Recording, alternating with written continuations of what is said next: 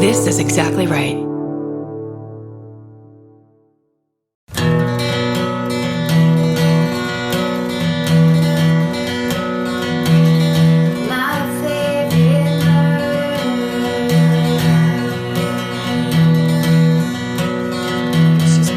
Podcasting. Hello. And welcome to My Favorite Murder. It's a podcast that talks about murder. And other stuff. Mostly other stuff. That's Karen Kilgariff. That's Georgia Hardstark. Try to get the voices right from the beginning. This is the most official we've ever started this podcast, I think. It's just easier. You know, we're back from vacation. We're very professional. We're not fucking around anymore. This is a serious podcast. We're here to do it correctly. We're news people. We're news journalists. We're journalists now. We went to Honolulu for a live show and we both got our journalism degrees. That's right. At the U of H. Yes. University of Honolulu, Waikiki. It was hard work, but we did it. Oh, I'm so tired from my trip to Honolulu. So much investigative stuff. So many like little notepads with pens and just taking notes. Little notes. Yeah, What we had was the most sugar, and this is really saying something coming from me.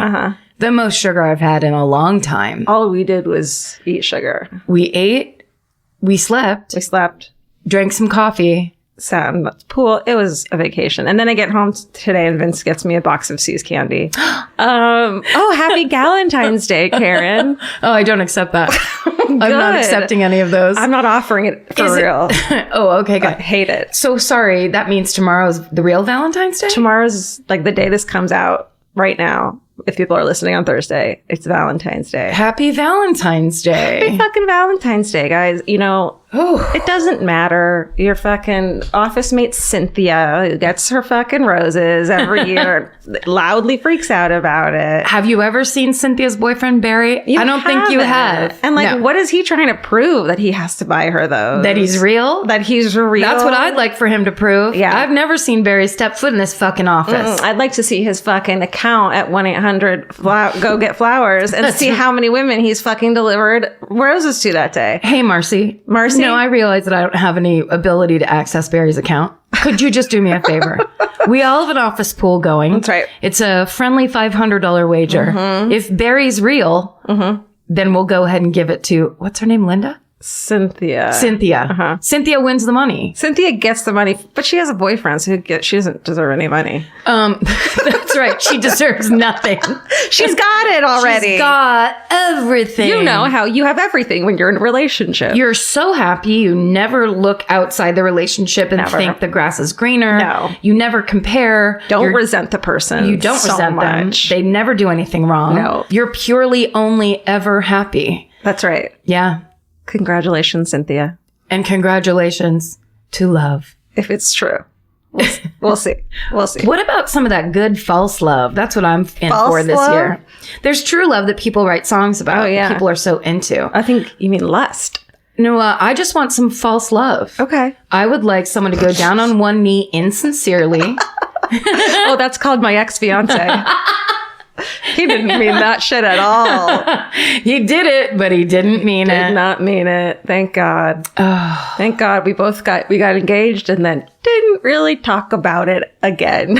Maybe this is your new book, is talking to people about how you can become disengaged, and it's not embarrassing and it's not shameful. It's you cutting yourself off at the pass. Yeah. That's a good thing. I am so into, in many aspects of life, clean slates. Yeah. Let's just throw this whole thing away and start over. Toss you know it. what? I don't want to do a ton of work. Is this worth a ton of work? Right. If you've been together 20 years, maybe. Right. If you've been together 3 fucking years and he proposed after 3 months and he doesn't have a job, let's clean slate this shit. Clean slate it. Take a walk down. That's right. To Cynthia's office. Ask her, how did she land Barry? Does Barry have a brother? Is there a dating site she used that she loves? Berries.com. All the berries you can muster. Mustard. Yeah.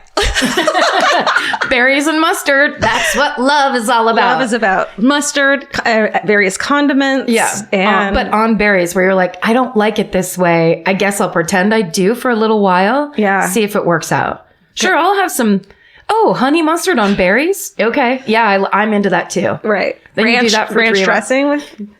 And finally you're like, I fucking hate this. Yeah. And the person's like, I never asked you to pretend. Right. And you're like, clean slate. Let's clean slate it. Yeah. Throw all those berries out. Clean slate 2019. Let's do it. Everybody break up with everybody.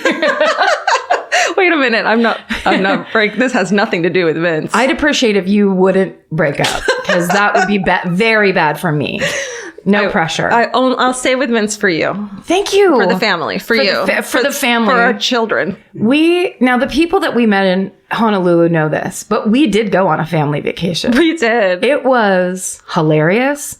There was true hijinks on some nights. Yeah. We had Wait. So Vince was with us, and we brought our friend who's constant entertainment, Lizzie Cooperman. Yes. Who we talk about all the time. Yes. And who we are trying to now convince to give up her own career so that she can just be on the road with us because it really was the perfect combination. You'll see, if you're in the fan cult, we posted a backstage video that we made Lizzie make that's just as fun and ridiculous and silly as our entire weekend was. So go watch that in the fan cult. Yes. And there is a longer cut she could probably do because she did shoot some stuff where it was just her walking around backstage making random jokes. And I was like, it's not that I don't like it, but I just feel like it needs to be short. Sure. But now that we know that she's a documentary filmmaker, right? She's go for it. She's our backstage person now. Yeah. Not that we loved our weekend in the polar vortex with you, Philly, Baltimore, and DC. Philly, and look, Detroit and Toronto, we're going to love you in 2 weeks. Oh, I have a coat that I can't wait to show you. That's right. It's like a sleeping bag, but there's a zipper on the front. I can't wait. But Honolulu was fucking majestic. I mean, it's fucking Honolulu. There was also a cookie I would like to talk about. Oh, yeah. Do you know who they were made by? I feel like her name was Marie. But somebody gave us, and maybe someone, if this is you, we met you in the meet and greet. Your dad drew cards. Yes. He drew birds on cards. Yes. And you gave us these cookies. I actually have those cards sitting on my kitchen table right now. Shit. But I didn't, but the cookies bet were her name locally made, was Marie. but professionally made. Yeah. So they had like a label on the front. Yeah. And they were so good that one night I kept trying to find them at like the local ABC stores subtly, not to seem pathetic or desperate, but I needed them because they were chocolate chip macadamia nut cookies. Yes. And we came home that night, or we were still in the ABC store, and I was like, I just kind of want to find those cookies. And then Georgia looks at me and goes, I have a whole other bag in my room. Right. And my heart, I was just like, I think I ate them all, though. no, you didn't. Okay, good. I was right there with you. Hell yeah. I think you know that I wouldn't have let you eat them all. That's the one thing you can trust about me. She'll always share. She'll always grab She'll cookies always let out. you share with her. She'll let you share. No, it was so fun. It was so much fun. Also, there's something about being that far away.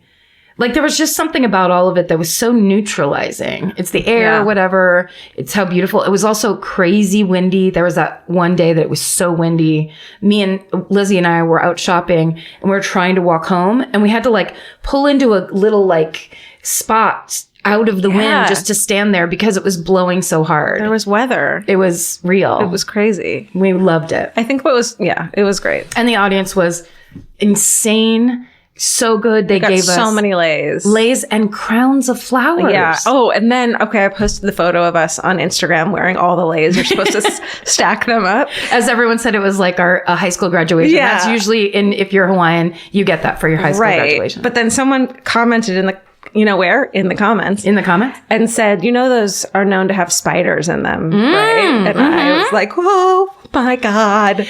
Steven, I'd love for you to go find that person in the comments.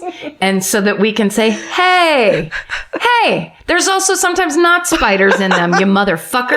I don't think I got bit. Bless her heart. I thought it was funny. I'm not mad at her. And we didn't, if she said it while they were on, then I would have screamed. Trying to take off 30 lays at once. Right. Yeah. But they were so beautiful. And the people that gave us the flower crowns that we put on at the very beginning, I was giving the guy shit because, of course, we walk on stage and immediately there's people just doing stuff toward the stage. And I was just like, the fuck is going on? So I was doing a bit of like, oh, yeah, you're in charge and you have to run this thing.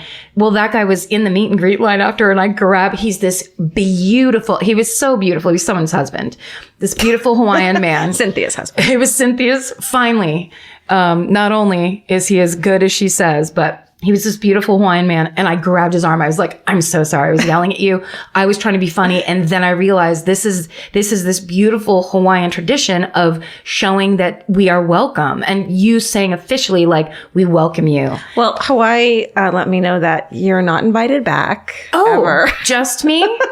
Just for that. Oh, okay. Yeah. Just that one thing? Yeah. No, he actually, when I said that to him, I was like, I'm so sorry. I didn't think about it until after or whatever. He goes, I loved it. I loved it all. The way he said it was the cutest. Like, we don't get that many men, at our shows anyway. And the fact that he was like, that's what I'm here for. I was like, thank fucking God. Well, do we have any corrections? Do you? Oh, I have one. Okay. Now we're going to go all the way to the other side of the world. Let's do it. As far from Hawaii as we... also in Hawaii, the Marinos call themselves Aloha Arinos. Yeah. Oh, and they gave us so many treats backstage. So many treats. And then a piece of paper that had all their names on them. And there was so many. I loved it. It was so exciting. Yeah. Because we were worried. Because it was like not sold out. And we're like, is everyone kind of going, we know you're using us for the vacation facilities. And it was not like that at all. It was beautiful in every way. So thank you. When I made my correction, because this is now a double correction. Okay. I don't know if we need a new corner or a platform or whatever the fuck. Correction, corner. Corner. When I made the correction about saying that Dairy Girls takes place in Belfast. Yeah. Yeah, I made that correction. So what I went and did was I went and looked on the map. So I was like, go look at Northern Ireland, see where you're talking about, and actually speak from what the map tells you. Sure. And what the map tells me is that the name of the city is Londonderry. That's what's on every map. Okay.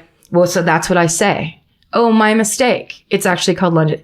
Well, here come all the offended Irish people who are like, it's called Derry. Where it's like, guess what? Not on Google Maps, friend.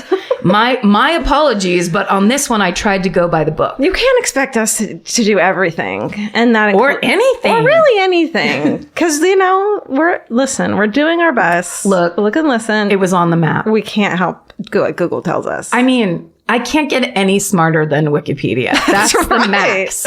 So if it's not there, if I look up your town and it says, here's the full name, I'm going to go, oh, I better call it. Because, of course, the message we'd be getting if I was like, it's in Derry, would people be going, excuse me. It's in Londonderry. If you would please pronounce it. We're getting mad at you guys. I'm sorry. It's a correction, but it's not an apology. That's all I'm trying to say. It's an aggressive correction. That's what it's called. Aggressive correction corner. It's passive aggressive. I'm sorry you're upset.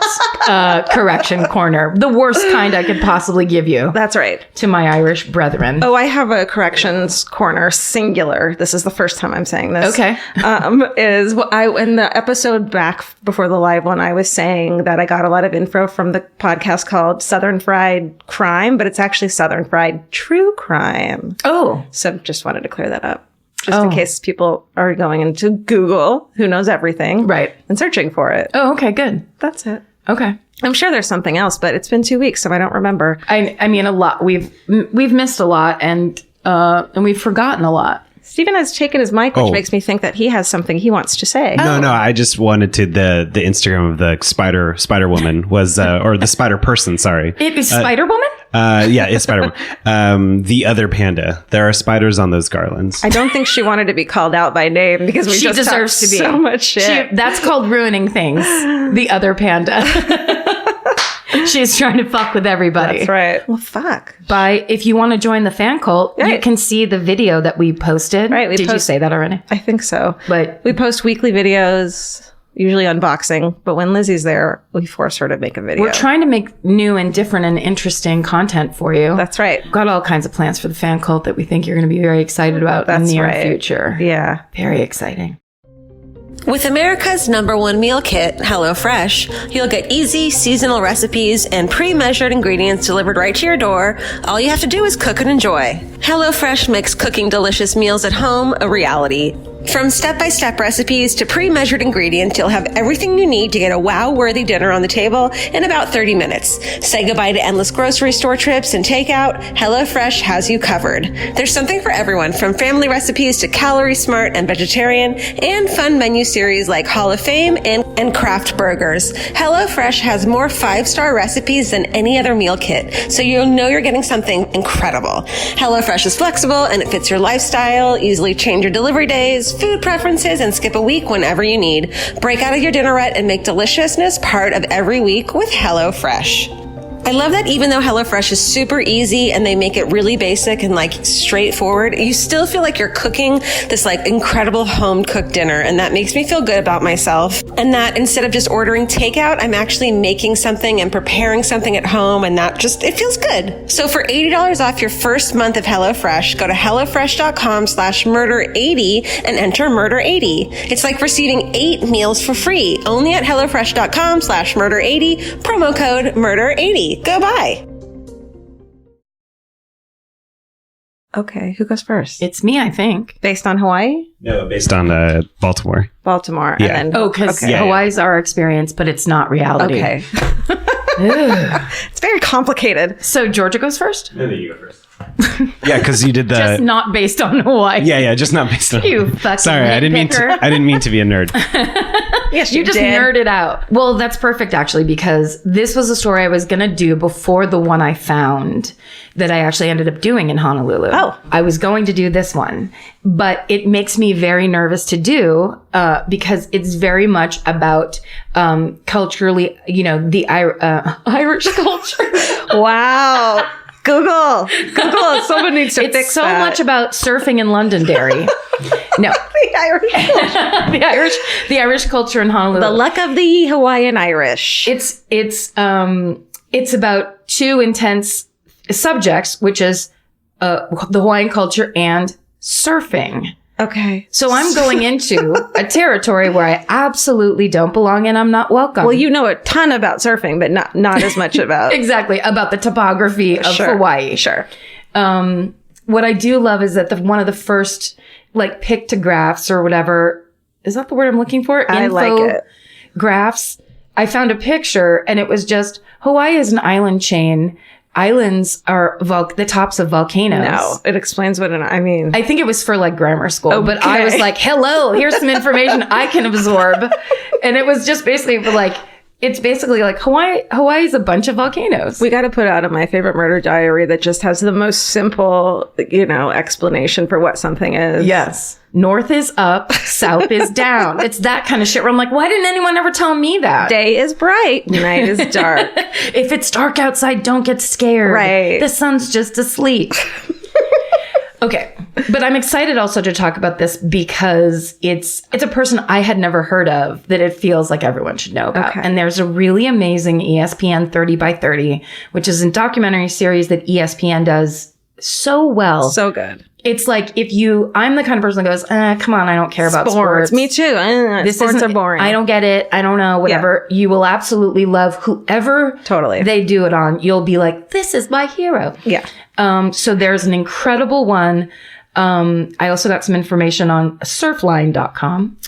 I went on there as a surfer. Uh-huh. You have to sign in as a surfer? I went on as KK Hang 1069. Okay, so this is the legend of Eddie Aikau. Okay.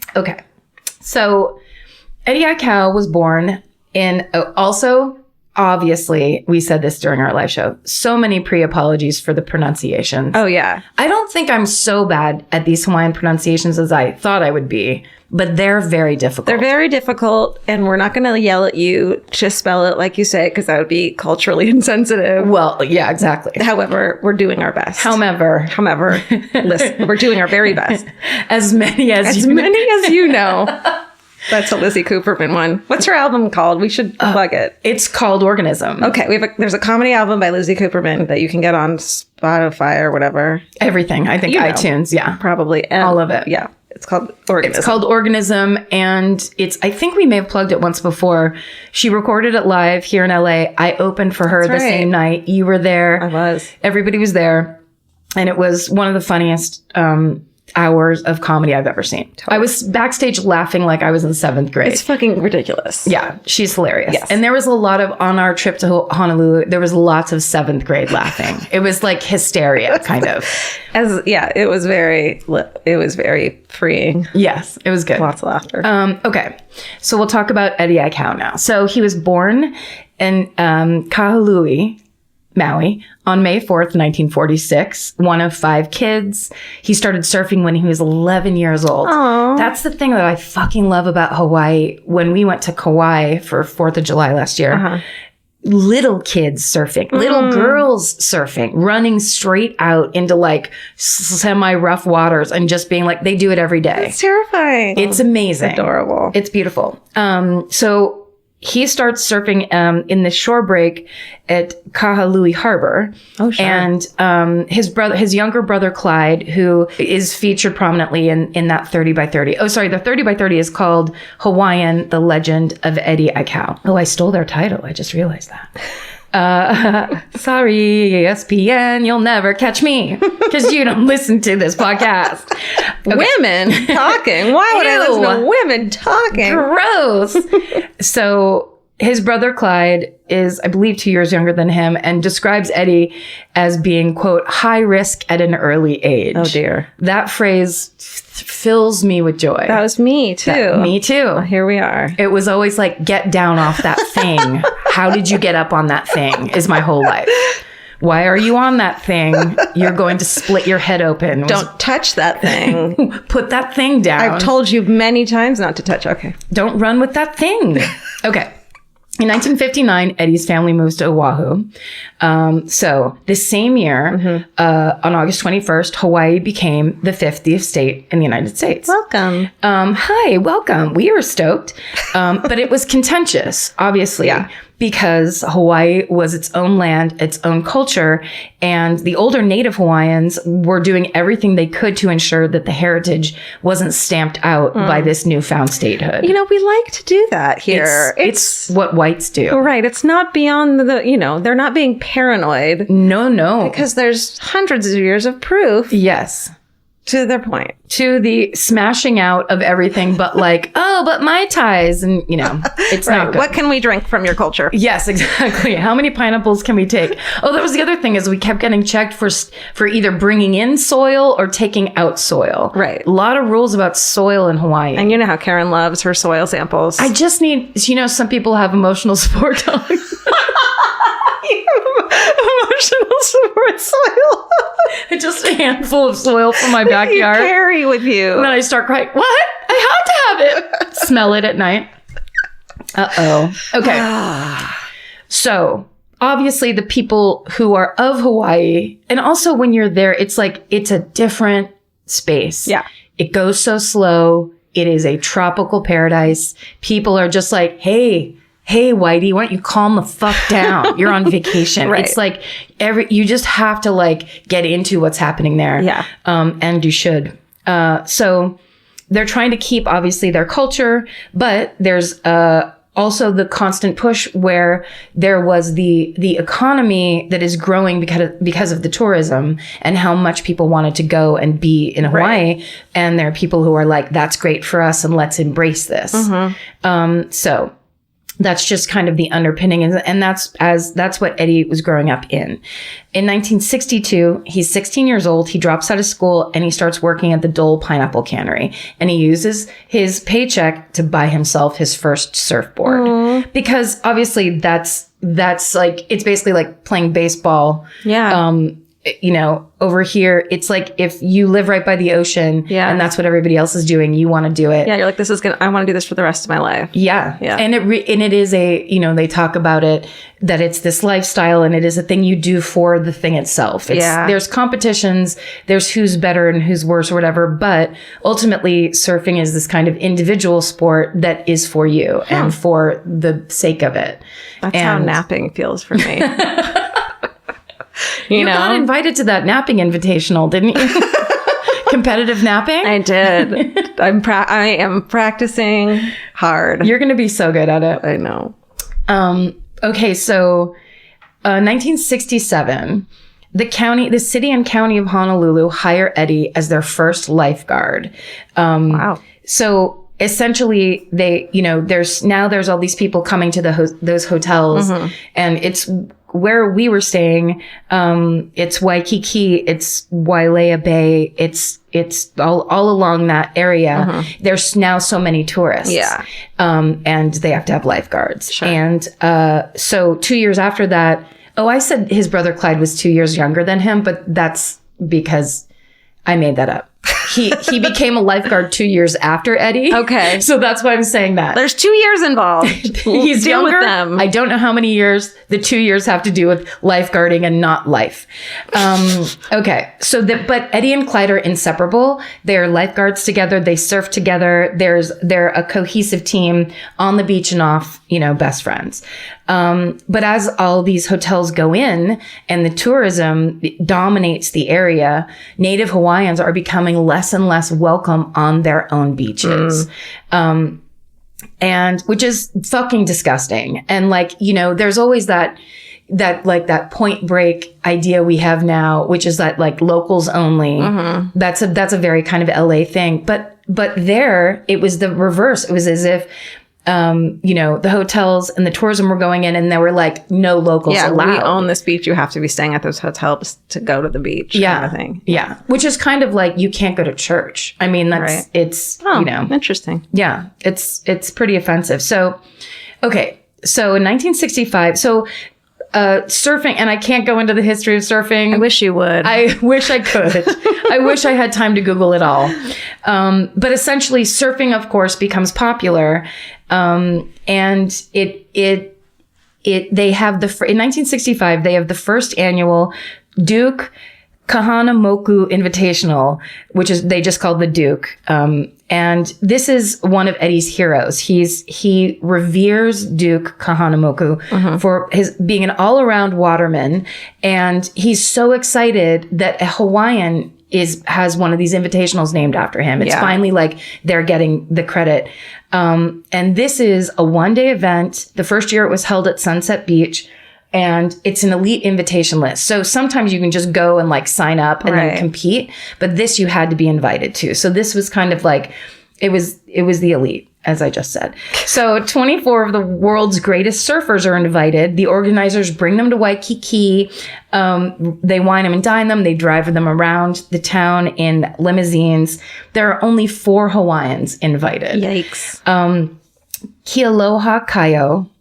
Don't know if I'm pronouncing that right. Obviously, George Downing, Paul Strauch, and Jackie Eberl. Eddie's brother Clyde is quoted as saying, "It was like the event was invented by the Howleys, I guess, and it was kind of run by the Howleys. So if you wasn't in with them, then you wasn't in." So essentially, it's just these people coming and being we're going to have this here, but you guys, the people who are probably better surfers than everybody, aren't allowed to come. So basically, Eddie and his friend Ben Aipa, I hope that's You're right. doing great. Thank you. I don't know for sure, but I mean to be doing I know. I can tell. So they're both considered Hawaii's new breed of surfers. They're the best. Everyone thinks they're the best. And it's they're the new style. They decide that they're going to enter unofficially because you have to be invited. But they're so this is how Ben Aipa tells the story. He says, "Me and Eddie paddled out that morning and of the first Duke, and we just take off in the back of those guys." So basically the guys were surfing, and then these 2 guys that weren't signed up were also surfing along with them. They would drop in. That's one. That's a term. Yeah, I know. And that's a correct term. Thank you. So they just they were in there, they were getting any part of the wave that they could get. And basically what they're saying is, we're here too, and we should be in this. Right. You can't put a fence around the part of the ocean that you want to surf on. Especially when we fucking own it. Yeah. So he said, what did he say? We just take off in the back of these guys. We were rushing. We were charging. Didn't matter if we got pounded. We was trying to make a statement. You look at some of the shots. We're too deep, too far in the bottom. But that's part of what me and Eddie were trying to do. We just didn't lean in, but we drove down to the bottom. We were before doing our turn. That's how we found the acceleration that made our surfing different. Like I said, we didn't know where we were headed. We just wanted to get into the Duke. So it worked. And the next year, Duke Kahanamoku suggested adding Eddie Aikau and Ben Aikau's names onto the invite list. They get in, and with a demonstration that foreshadowed big wave, high performance surfing by several years, they both surfed their way into the final, placing 6th and 7th respectively. Wow. So they basically bust into this, and they're saying, yeah, I'm not some blonde guy from fucking Malibu. Yeah. I'm a local and I'm a badass. Totally. And you have to pay attention. And everyone, of course, is so stoked. And at the awards ceremony later that night, Duke himself presented Ben and Eddie with their trophies. Nice. So basically the entire time they're lifeguards, they surf, they're surfing this whole time. In 1976, there's the International Professional Surfers Organization is established. They basically come together and they're like, take all these random surfing contests, and they basically make a circuit out of it. And with that, they just draw droves of native Hawaiian surfers to Oahu. Right. So the influx is so dramatic that in 1 year, the amount of competitions in Oahu jumped from 3 a year to 24 a year. Holy crap. Yeah. So so because of this, they start making regulations that forbid locals from surfing in competition areas unless they were competitors or had special permits to surf. So the locals are like, fuck you. Like the day of the tournament, it said you had to have a permit if you wanted to go in that area. I don't think the day of the tournament. I think like the time of the tournament. Wow. Yeah. So it'd just be like, oh, you can't be in this area at all. Yeah. And they're like, this is where I live and this is where I surf all the time. And also the idea that you'd be a surfer with a permit is the fucking dumbest thing. What? So you fold it up in your pocket? Yeah. Put it in a Ziploc bag? Yeah. So laminate that shit. Yeah. And then wear it around your neck. That's right. Like you got backstage on a wave. So a group of 30 local Hawaiian surfers formed the Hui O Hi'i Nahi. God damn it, I hope that's right. A group of natives, they wore black swim shorts with yellow and red stripes down the sides, and they rode any wave they wanted, anywhere they wanted, with or without a permit. Which of course kicked up problems, and it was like they got, it was like they were the bad guys. Yeah. When they're the fucking natives and it was their spot. Right. And you can't police the ocean. And you can't fucking tell me what to do. Okay.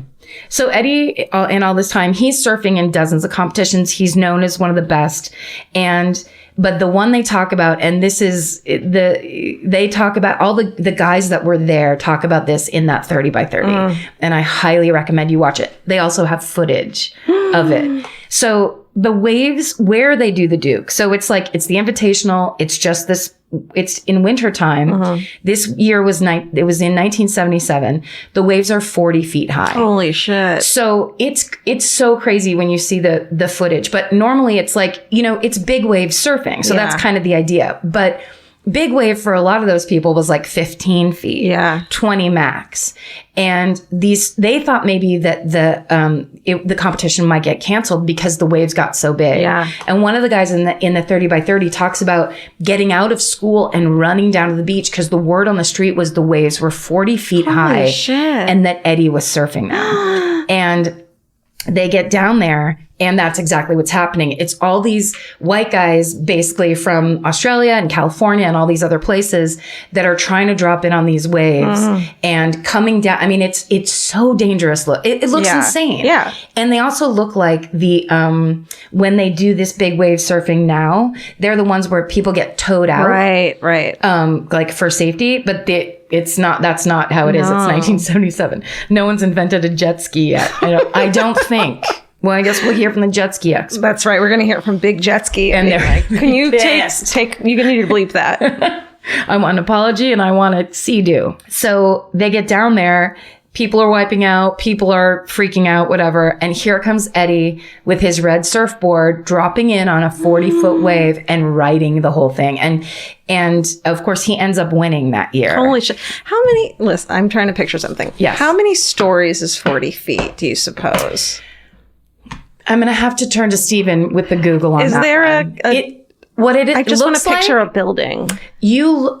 It looks like, I would guess 10. Okay. But in the video, when you're watching it, it looks like a disaster movie. Yeah. The wave that's coming, you're like, nobody should be anywhere near this. That's CGI. And when you see people on the wave or like sitting there waiting and riding the low part and like looking at it looks like no one should be anywhere near this beach. Okay. It's that scary. Crazy. And he comes up along. So the other people are also dropping in. I can't talk about this in a knowledgeable way. I can only talk about it in what I looked at. Okay. But they're dropping in and going into the tube. Tunneling tube. I know what you're talking about. Into the water tunnel. Yeah. And disappearing. And you're like, that guy died. Like, there's no way he lived through that. Pummeled. Because, the second it drops down, it's just all the white, crazy, crashy part. Foamy part, death part. We were calling them on the trip zoodles. Yes. Because it got really windy one day. So there were all these like waves and you could just see white foam lines in the ocean. And Lizzie, of course, said, those look like zoodles. Yeah. You know, zucchini noodles. All over the water. It was Zoodle City. It's zoodle time. We can't go out. Low carb, fucking all the time. Yeah. It was full paleo out in that ocean. So yes, so when Eddie drops in, I say drops in like I know what I'm talking about. Dude, bro, brah. When Eddie drops in, he's standing fully upright, standing up. So everybody else has dropped in, crouched down, like they're trying to stay on. He's standing all the way up and he's got this wide stance and he does a thing where he cuts it. They talk about it. Watch the thing and listen to people who know what they're talking about. But you can't believe he just rides it right down the front of it. So it's like he never goes into the tube. He's always in the correct part of it. Yeah. So that he stays up the entire time. Amazing. And everyone is blown out and he fucking wins. Steven, do we have a... Oh, I opened up a Pandora's box of like controversy of what a story actually is. But essentially, like if it's 10 feet per story, then it's like a 4-story building. Oh, so 4 stories. But that's pretty crazy. That's tall. 4 stories, maybe technically, it looks 10. I mean, it looks... I'm sure. Crazy. I believe you. Okay. Okay. So... I would rather ride a 4-story building than a 10-foot wave, than a 10-foot wave. Yes. Does that make sense? Just a nice elevator ride. Yeah. Up to the 10th floor. Okay, so of course, the hometown boy wins it, and it's huge and a very big deal and a huge honor. But they also talk about seeing him drop in as look, it's all these white guys sitting on their surfboards, unable to do it. And here comes the Hawaiian with this beautiful brown skin and his red surfboard that they said looked like a poster. It looked like it was what surfing was supposed to be. So it all feels very good to everybody. And then in 1978, the Hui, which are the group of surfers that were like, fuck you, I don't need a permit. Right. And the IPS call a truce and they start working with each other to share the beaches. And Eddie is at the forefront of this truce that they call, because he's a calming presence. He's that's who he is. He's a personable person. And ultimately what he says is he just wants everybody to be able to surf. It shouldn't be just these people or just those people. You know, he's like, everybody should get to do it. And so they end up calling a truce.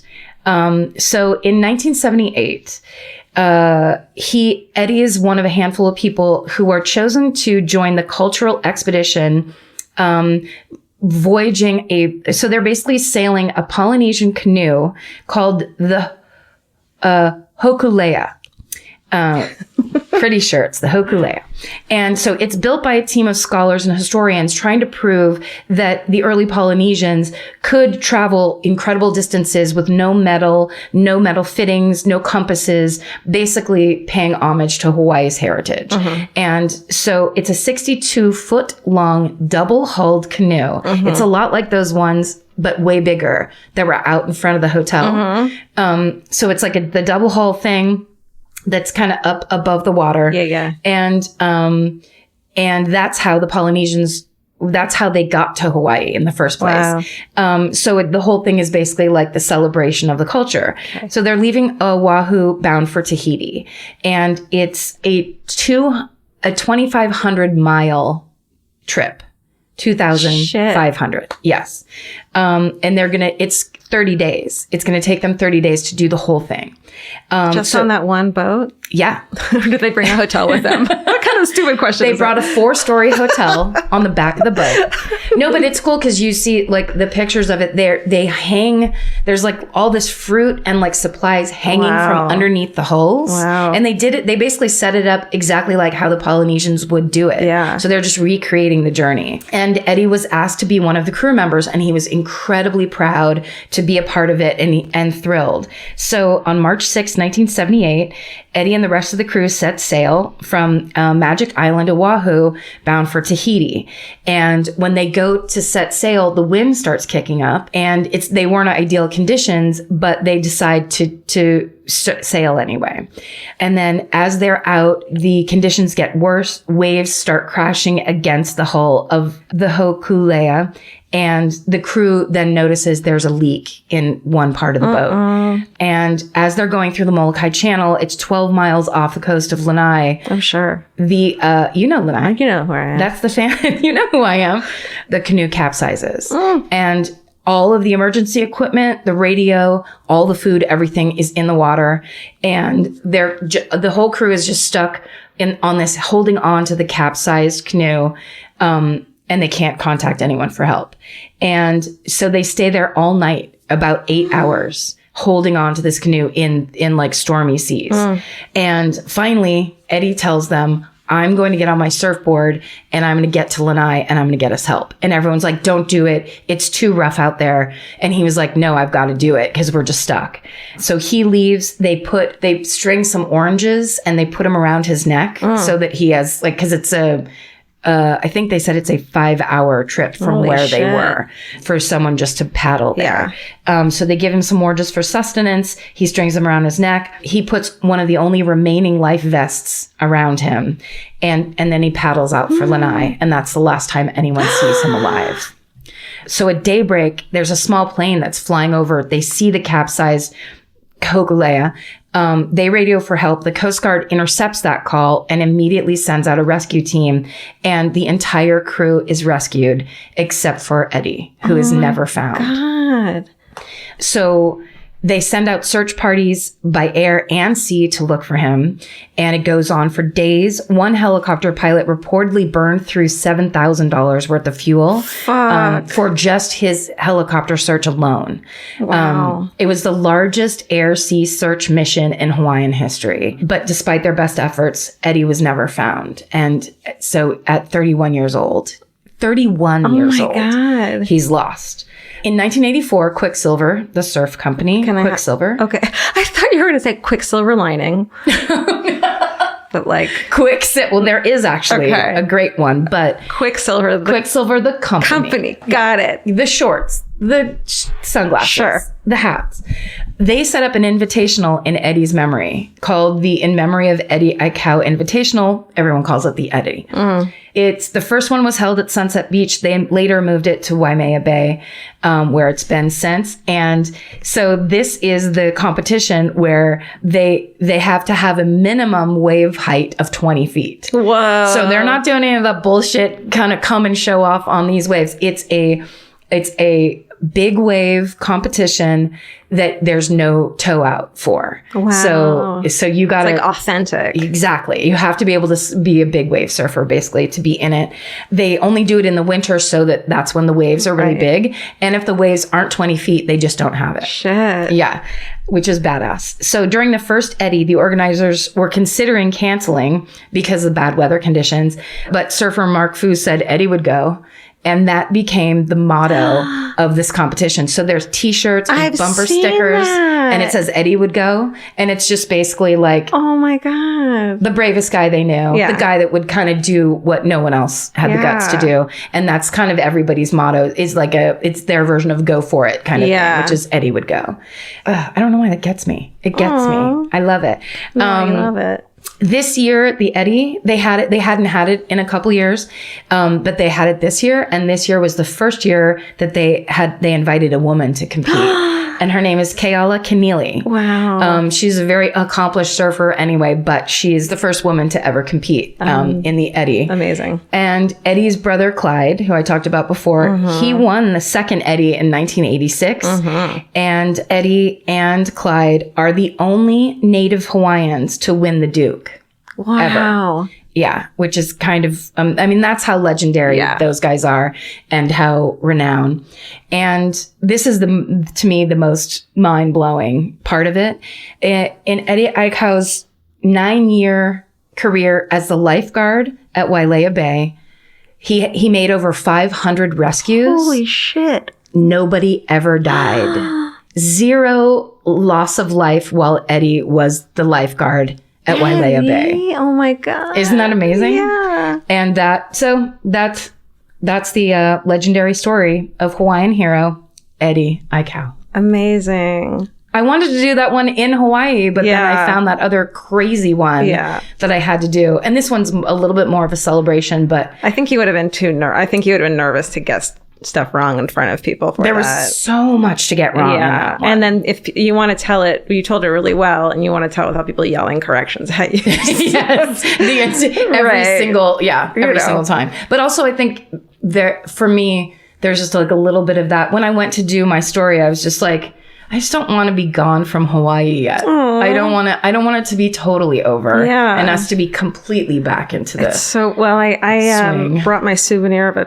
extreme sunburn. So you should try that. It's terrible. Is it worse than it was the other day? Well, no, I'm doing that. I'm showing her my leg. Yes. It has a bit of a purple tinge to it now. It's slightly purple. Yeah. I've been doing aloe, so it's helping, but no, it's, yeah. Yeah, you guys burned yourselves. We did. Ugh, that was beautiful. Thank you. All right. So this is mine. I was originally going to do like a three different topics on this, 3 different murders on this subject. But then reading the most famous one, I was like, this is a fucking story in itself. Okay. So this is the case of Kenneth Parks, a.k.a. the sleepwalking murderer. Remember? Yes. Remember? Yes, but remember? I feel like this is a combination of several different investigation discovery shows that I've watched. But I feel, okay, go ahead. Yeah, no, I kind of remember it. And you first hear it. It kind of reminds me of like the woman who spilled McDonald's coffee on her lap. And you're like, oh, that's this legend, that crazy woman. Yes. And then you see the documentary about it. I can't remember what it's called. And you're like, oh, this is legitimate. Yes. So I kind of, you'll have to tell me what you think. But all right. So I got a lot of information from Psychology Today. There's an article by a woman named Barrett Brugard. She's a PhD, obviously, and a bunch of other letters. Is there an M in there somewhere? I'm sure there is. A little C, a big C. And little dots and stuff. Yeah. She's very smart. Yeah. And then also there's a paper called The Homicidal Somnambulism, a case report in the Sleep Research Society. Jeez. It's like crazy. Okay. Hey, Karen. Hey. Sleepwalking is relatively common in childhood. Did you know that? I did not. Have you ever sleptwalked? Not that I know of. Yeah. But there's a good chance that I did. I woke up, was traumatized, and then just went back to sleep by myself. Lots of stuff happened in the middle of the night where my parents wouldn't get up. Because I was very high maintenance in the nighttime. Sure. So my mom was always like, go to bed. Go back to sleep. Yeah. So about 15 to 20% of all children sleepwalk. Only about 2% of children, mostly boys, weirdly, go on to be adult sleepwalkers. So it's not a huge fucking thing in adults. So don't try to say that it is. Exactly. Okay. Don't come at us with sleepwalking. There have been about 68 cases of homicidal sleepwalking. 68? And throughout history. Okay. And that only goes until 2005 because that's what Wikipedia told me. Got it. Wikipedia's, I don't know if there's been one since then. Is that the year everybody stopped doing Wikipedia? That's when everyone stopped. Homicidal somnambulism and sleepwalking and Wikipedia. Okay, but this is arguably the most famous one. May 1987, we're outside Toronto, Canada, and here's Kenneth Parks. He's a 23-year-old married man. He's married to a woman named Karen. What's up, Karen? Hi. Who she played by in the 1997 TV movie, The Sleepwalker Killing. 97. Mm-hmm. Justine Bateman? Hilary Swank. Yeah. Close. Same vibe. Yeah. And they had a 5-month-old daughter together. And at the time, Ken is under extreme stress. So the previous summer, Ken, played by, in 1997 TV movie The Sleepwalker Killing, Chad Lowe. Charles Easton, which I think is weird. He's the dude from Nashville. The show Nashville. He's like the hot country guy. Sure. Him. Okay. So Ken had developed a gambling problem. His friends had like taken him gambling to the horse races. He was like, whatever. And then he won some money. And then he was like, oh shit, it's on. And couldn't stop fucking. He got the fucking fever. He got the horse race fever. Okay. And so he quickly fell into deep fucking debt. To cover these debts, he starts taking money from his and Karen's savings. I think he forges a couple checks as well.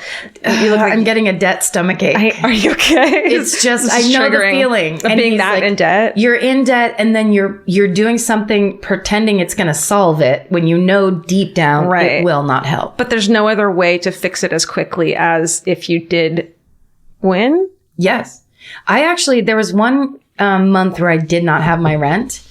And I honestly considered, there was somebody that I knew like very tangentially and through comedy whose father was a professional gambler. Oh. And I almost called him to say, can I please give you $200 just to see if your dad could turn it into something? I mean, his dad, if he were any good, would say no. I would hope. That's insane. But also the guy would be like, hey, since you never talk to me, go fuck yourself is probably what would have happened. Wow. Yeah. Scary feeling. Sad solution. My solution was never get a job. Isn't that interesting? Well, Ken's solution is that he began to steal from his employer, where he worked in electronics.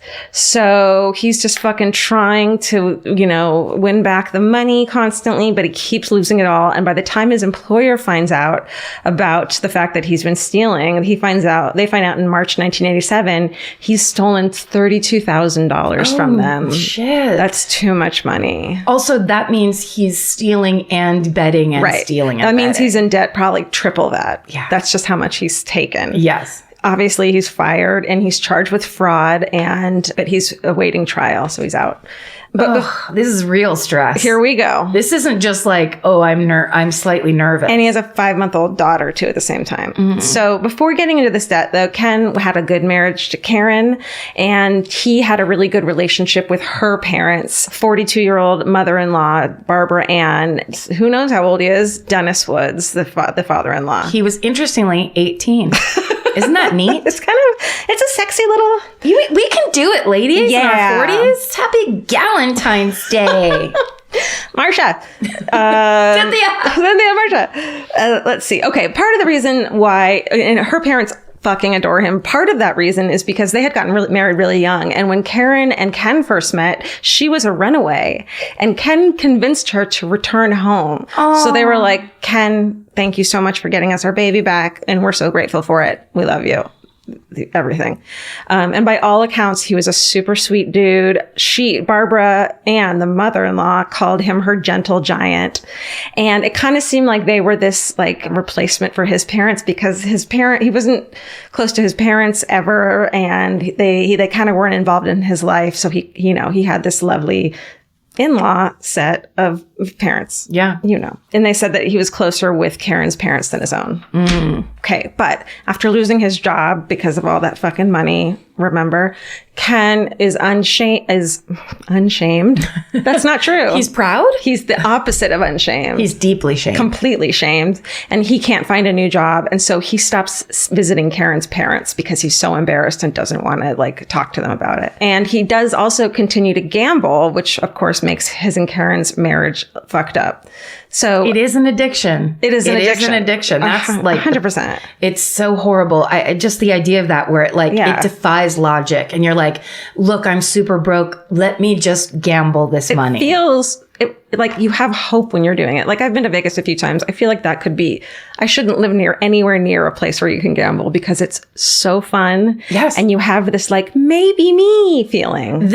And that feeling for somebody that's always wanted to be a performer or an actor gets real kicked up when you're just like, is this when I become special? How many times? The first time I went to Vegas with friends when I moved to LA, we drove out there. We got there within I would say 2 hours, I had lost $300. Wow. And that I was like, I did not have money. So I was just like, oh no, I can't do this. And then you realize how boring it is there when you don't have money, because all there is to gamble and drink. That's all. Well, one time in like fucking 2001, I won $300. So now it's been 100 years, and I'm still like, but I could maybe win, even though I won't. Winner types. Right. Yes. The amount of money I've actually lost there is much more. Is a lot more. Can I just add one more story? Always. Because I won once on one of those oversized machines. I love those. And it was very odd. It was like the last day we were going to leave, whatever. Stuck in $10. I won $400. Wow. But you would have thought, it's classic me, that I won $4 million. I was just like, thank you, everyone. And like reaching out to touch people and stuff. You grab some woman's flowers that's just walking by and throw them at yourself. She's like, those are mine. Those were mine. My anniversary. It was the most. And then taking the coins from that oversized thing over to the cashier. Those dirty, fucking, disgusting ass coins. You licked every single one of them. I was scared to death. Yeah. I was positive that was when the heist was going to take place. Of course. They want your $400. My $400 precious dollars. Ridiculous. I still play the lottery though. Okay. It's fun. It's so fun. So yeah, so that's very stressful. So much fucking money.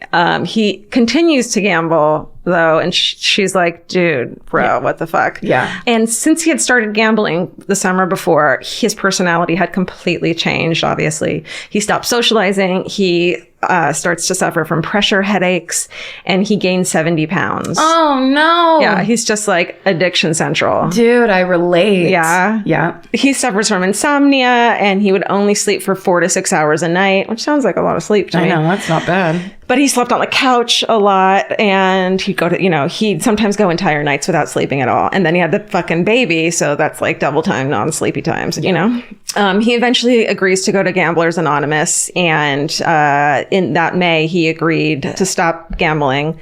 And he agreed to tell both his grandmother about what was going on and Karen's parents, who he was super close to. He was like, all right, we'll go over there on a Sunday, and I'll confront them? No. Well, confront no, it myself. shouldn't be like that. Yeah. No. Listen, you. Motherfucker. I have a fucking gambling problem. You're making me bet on horses. Right. Yeah. So he agreed to do it. And he agrees to tell him about the upcoming trial for fucking fraud that he has going on, too. That's so, like, a lot. shit is fucking bad right now. Yeah. So it's one of those things where it's early in the morning of the day. So 4 a.m. on Sunday morning, the day he was supposed to, later that day, obviously, go tell his grandmother and his beloved in-laws about what was going on. So it's May 24th, 1987. The night before, he falls asleep on the couch watching SNL. At about 4 a.m, he gets up from the couch where he'd been sleeping, puts on his shoes and jacket, walks out the front door, which he left unlocked, which he never fucking did. And he drove the 14 miles to the house of his in-laws in the Toronto suburb of Scarborough. He sleep drove. Yeah. Fuck. That's if you believe this. Oh, okay. That's the other thing too, is like some people are like bullshit. Right. So when Ken arrives at their house, he takes a tire iron from the car trunk, and he uses his key that he has to their house to open the house, goes to the bedroom of his in-laws. He first strangles his father-in-law, Dennis, until he is unconscious. Then he proceeds to beat his 42-year-old mother-in-law, Barbara Ann. 42 years old. 42. He beats her with the tire iron and stabs her repeatedly with a kitchen knife. Oh, my God. He then stabs his father-in-law. Barbara is found in a room 5 to 6 feet away from the bedroom, and she had sustained 6 stab wounds through her chest, 1 through her shoulder blade, and a fatal wound through her heart. And now it's fucking awful. I'm sorry. No. Barbara dies, but Dennis survives barely. Oh my God. Mm-hmm. And there were other kids in the house. I think a teenager. I don't know who else, because they were young. They had other kids who were in their teenage years. Right. And they woke up from the noise. They start yelling, but Ken left them alone, and he walked out of the house. So the kids saw him. I don't know if they saw, I feel like. Or they just heard the noise. They heard, maybe they saw something. They all locked themselves in their room. Oh, yeah. So that would make sense. But he goes to the door and just leaves. He doesn't try to come towards them or anything like that. Right. Very weird. So it was almost like, this is the mission. Yeah. The end. Yeah. Okay. So from their house, he drives straight to the police station. He gets there at 4:45 a.m. He's covered in blood. The police say he seems distressed and he was shaking. He kept repeating, and it's fucking many times that he says this, I just killed someone with my bare hands. Oh my God, I've just killed 2 people. I stabbed them and beat them to death. It's all my fault. He says to the police. Isn't that insane? Yes. Police also said that he seemed completely oblivious and not in pain of the fact that he'd severed tendons in both his hands with the knives. Oh! He wasn't even fucking aware of it. Ew! I know. Stephen is gripping his hand so tight right now. Steven's hiding his hand. If you hear skin on skin, it's Stephen. That's crazy. Isn't that fucking... You can't fake that. No. Tendons. Not being in pain. I guess like you could say something about like adrenaline maybe, but tendons, that's a bloody mess. And also you'd still have to be conscious in some ways. Right. I don't know. I don't buy that. Right. I don't know. No, maybe it's I just bananas. don't want to. I'm in denial. After reading this homicidal somnambulism report, Somnambulism. Thank you. I believe him. And I fucking didn't at first. Sure. And I was like, well, bullshit. I don't really buy it. But after reading that and all the details and stuff, it's crazy. And like that particular thing, bananas. Also, I'll just throw this in really quick. To me, it seems like if you're faking it, you would go home and get back into sleep and be like, what do you mean I was up? Like you would be playing the part of someone who sleptwalked. Yeah. Because usually the picture you have of sleepwalkers is they go out, they do something, and then they come back. But he was bleeding so badly that he could have been like, oh, I need to get to the hospital. How do I like make it seem like that? You know what I mean? True. So that's just an argument to that. But turning yourself in does indicate you would have just gone to the like, hospital. Holy fuck. Because what if you woke up covered in blood? I mean, it's like that... there's that amazing movie. It's Farrah Fawcett. It's the same. It's basically the same thing. She wakes up covered in blood and doesn't know what happened because she's a blackout drunk. Oh, shit. It turns out she got set up. Oh, fuck. Spoiler alert. Okay. Yeah. But I didn't tell you the name of the movie, so I didn't spoil it for you. No one will ever watch it. Mm-hmm. So you can't spoil something we're not going to watch. Okay. Mm-hmm. Ken is arrested and he goes to trial to face charges of first-degree murder of his mother-in-law and attempted murder of his father-in-law. And his defense, they have to say it in a certain way. It's basically temporary insanity due to sleepwalking. It's way more fucking involved than that legally, but we don't need to do that right now. Right. You get it. So that's all I get. That's right. While in prison, Ken undergoes all these sleep tests and psychological tests. There's an EEG scan while he's sleeping that shows that he had some abnormal brain activity during sleep. So he did legitimately have a sleep thing, and periods of partial awakenings, indicative of parasomnia. And it's fucking, I mean, I read a lot about this shit and like sleepwalking and sleep talking and people actually committing crimes. And, you know, a lot of them seem like, I don't know about that. But this one seemed legit. Yeah. He was studied for months by a team of psychologists, and they determined that he was in an acute state of emotional turmoil leading up to the attack. And that's what caused him to lash out and kill these people that he loved and really had nothing to gain by killing them. Right. And there was no anger or anything like that involved. It was just extreme stress. Well, and he hadn't told them yet. They didn't know. Right. His wife is the one that knew. So it seems like if you were going to do something to try to remove the fact from your existence, just go upstairs and kill your wife. I mean, that to me, that would be that's a really good point. Thanks. You're welcome. And like, yeah, that's a good point. It's almost like the thing he was so stressed about, which is telling his parent-in-laws, is the thing he acted out on. Yes. Because that was what was in his brain. His brain wasn't functioning properly. And it was like neuron to neuron, go do this thing. It's like the fixation of if you get rid of them, you don't have to tell them. Right. Right. You can see where like the fucked up brain thing messaging would be there. Yeah. Yeah. Crazy. Yeah. So let's see. Since there's allegedly no way to fake an EEG result, and since Ken had appeared to feel no pain when he arrived at the police station, it is determined that he was sleepwalking when he attacked his in-laws. So, but there's like kind of some weird shit. Like Karen said she had never seen Ken sleepwalk, which I feel like she would have. Right. She did say he was a really deep sleeper, and sometimes she would talk to him, to her in his sleep. His mother said she remembered only one incident of Ken sleepwalking as a child when his brother grabbed his legs as he like crawled out of a window. Oh shit. I know. So like there was something going on there. And Ken's grandfather and a lot of his family members sleptwalked and had some sleep issues, which it is hereditary, which I found interesting. And children whose parents are sleepwalkers are 2 to 3 times more likely to become sleepwalkers. Okay. Bananas. And my brother sleptwalked a little bit in his youth. And yeah, I don't know.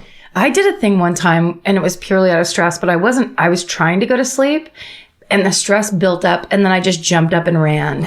And it was one of the weirdest things I've ever done because I couldn't really...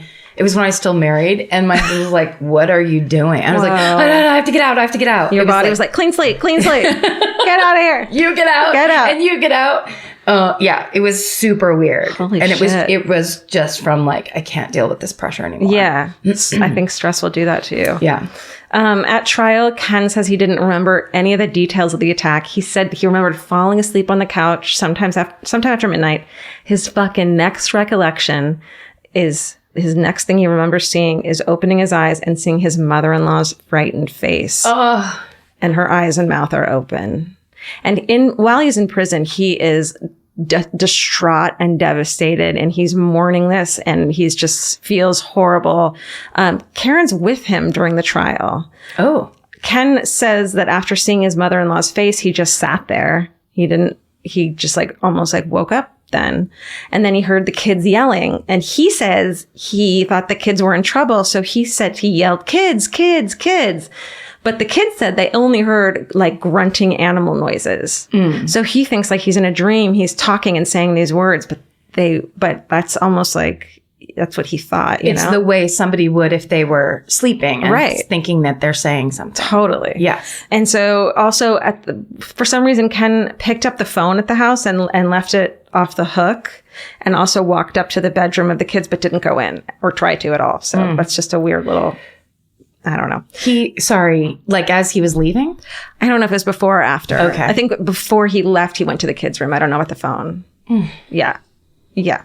An Ontario Supreme Court jury deliberated for 9 hours before finding Kenneth Parks not guilty. Wow. The judge upheld the ruling, saying that the state had failed to establish beyond a reasonable doubt that Parks was aware of his actions, which fucking upset a lot of people. A lot of people call bullshit on it. I mean, there's really no way to tell. But based on what I read, I feel like it's true. But am I just like being foolish? Jesus Christ, I just saw something out of the corner of my eye. Is someone walking by? Ghost. Oh. Well, you know what's funny? To me, this seems like you're saying, the McDonald's lady, that at first pass, of course you say that because that sounds like the ultimate excuse. The best excuse. It sounds like the beginning of a Dateline. Totally. He was sleepwalking. And there are a few of those that are, I mean, it's almost like, to me, it kind of reminds me of The Staircase, where it's like, he says that she fell down this, and it's like, of course he said that. He fucking killed her. But, and that's almost this one's almost worse that he was sleepwalking. It's like bullshit. Right. But then like, what if it's true? Right. What if it's true? And what could actually support that? Like, and those people took all that evidence and for 9 hours worked through it and went, yeah, he didn't do it. But at the same time, it's like, but he did still do it. Are you not culpable at all in your sleep? Like is there some kind of like manslaughter or something, like he just gets to leave. He's done. Well, but he did go to jail, you said, right? Well, just during the trial. Oh. Yeah. Yeah. I don't know. I mean, that's horrible. And what do you say? Yeah. Like only he knows. I mean, like only he knows. Totally. I do know that they didn't stay married only because a murderino fucking emailed us and said that she was friends with this girl when she was younger and went over to her mom and stepdad's house before, and she told her about it. So they weren't married anymore, obviously. Well, how could you be, though? No, how totally. could you? Even if it was the love of your life and you absolutely believed he was innocent. That's just he's not innocent. He still killed your parents. You're right. Yeah. But I mean, like, that it wasn't an intentional plan. God, can you imagine sleeping next to him? No, I mean, Jesus. Well, that alone. Yeah. That alone, where it's just like, yeah, it's... I've punched Vince in my sleep before. Yeah, have you? Yeah. Like having a dream about a fight, and I punched him. It's so bad. And I'll sometimes talk, mostly yell at my mom. Oh, yeah? My sleep. Janet! But he did end up, they're so hard to find any information. The most recent thing I found was that he was running for a spot on the district school board in 2006, which mentioned that he had 6 kids ages 4 to 19 in 2006. So he was in another relationship at some point. Right.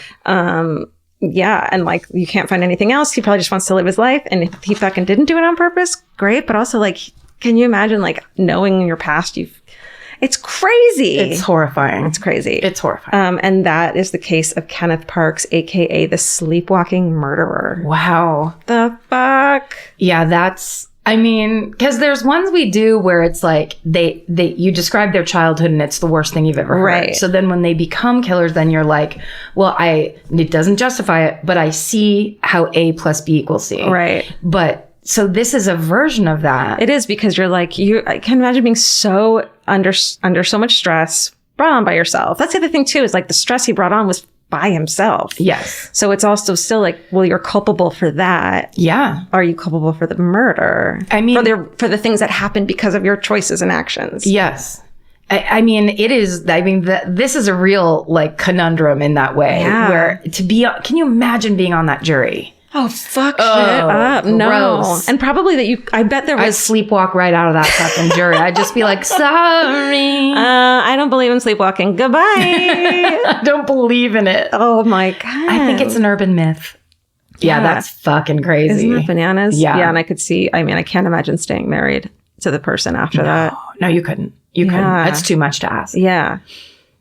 Oh my God. Fuck, man. Horrible. That was heavy. Sorry. No. Sorry, I just told you a horrible murder story. Oh, you mean like the theme of this podcast we've been doing for 3 years? That's right. Yeah, wow. Yeah. Now, happy things. Yay. Oh, let's say real quick, Go Exactly Right is our podcast network. And we have right now 4 awesome podcasts that you can listen to on the network. We have Stephen Ray Morris's The Percast, of course. We have The Fucking Incredible Fall Line, The Fucking Incredible This Podcast Will Kill You. And of course, our friend Chris Fairbanks and Karen Kilgariff's very own podcast, Do You Need a Ride? What if you didn't know the name? Do you want a ride? Do you like cars? Tell them the name, Karen? It's season 2 of Do You Need a Ride? Do you like cars? That's that. Should have done that up top. Well, that's a new one that we're learning. Yeah. I like sometimes we don't plug so much at the top. Yeah. We just chit chat it up and get it going. I was going to say that documentary is Hot Coffee. Oh, thank you. And that documentary will change your mind. It'll change you. Yeah, that's the McDonald's one. The fucking coffee was the temperature of jet fuel. And they show you. Oh, the wound? They show you the wound and you're like, oh, never mind. I know someone who talked to me through that documentary because I was like, I can't watch it. And they go, but here's why you need to. Yeah, and then explained.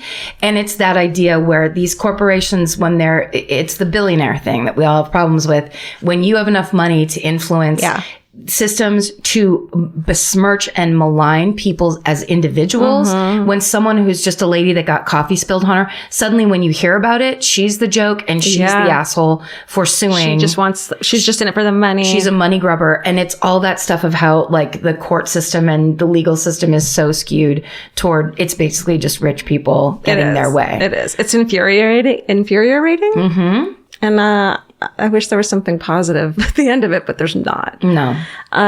Well, I think I think we're now hitting a time in our culture where people are going, yeah, we're kind of done with this benevolent billionaire concept. This idea that these people with all the money should be in charge, but their laws are already in place and we can't change them, so it doesn't matter. Mm-hmm. But we can change them because we made them. That's right. I mean, that's what people are starting to get their minds around. Yeah. The law was made by human beings for human beings. We change them. We decide. I guess it's just frustrating to watch people vote against their best interests because they believe all this rhetoric and bullshit. Yes, Janet, I am talking about my mother all the time. We want you back on our side. We know you're a fun-loving hippie deep down. Come back over, Janet. Janet, what's your fucking hooray? Well, okay, I'll say it. I wish you would. I'll tell you. Tell me or don't. When we came back, so I've had, tell me if I've done this one already, but I think it's relatively new. I've had a lady clean my house. I don't think you have. Okay. Thank you, Stephen. He's listening to me. So my grandmother was a maid for basically all the years that she was in this country before she got married. And she used to clean the Jews' house. Oh. She loved Jews because the only experience she had with Jews were the one super rich family in Seacliff that she used to be the maid and the nanny for. Okay. So she, ask her anything about a Jew, she loves them. Okay, great. Any other race, fuck them. And I mean every other race. Wow, Grandma. Portuguese, no thank you. Jesus. Like any nationality that isn't Irish or Jewish. Okay. But she loved the Jews.